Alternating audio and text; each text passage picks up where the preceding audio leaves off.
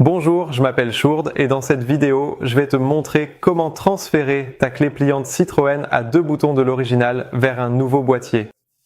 Attention, il s'agit ici de la version où la pile est fixée sur la platine principale et non de la version où la pile se trouve dans le boîtier. Il y aura une autre vidéo pour cette version-là. De quoi as-tu besoin pour cela? En fait, il te faut seulement un tournevis plat pour ouvrir le boîtier. Et si tu veux transférer la lame de la clé, au lieu d'en tailler une nouvelle, tu auras besoin d'un petit clou. Eh bien, pour ce service de transfert, tout est assez simple, car bien sûr la pile est toujours fixée sur la platine principale.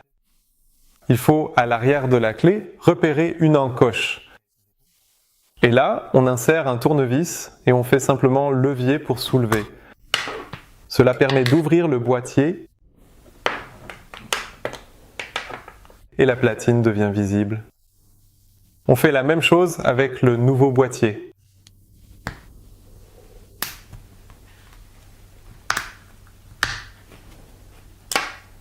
Voilà. Et en fait, la seule et unique chose à faire maintenant, c'est de placer délicatement la platine d'origine dans la nouvelle structure. Assurez-vous qu'elle est bien en place et que le petit ergot ici fait bien contact avec la platine. Et ensuite, nous pouvons refermer joliment le tout. Je vais tout de suite tester si cela fonctionne correctement.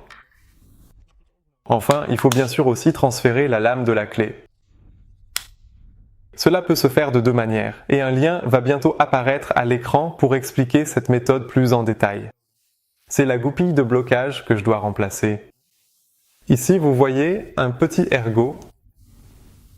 Avec un petit clou, on peut s'aider pour le faire sortir. Une fois que ce petit ergot qui apparaît ici est retiré, la lame de la clé peut être glissée hors du boîtier. Mais si cela est également fait sur celle-ci, elles peuvent en fait être simplement échangées.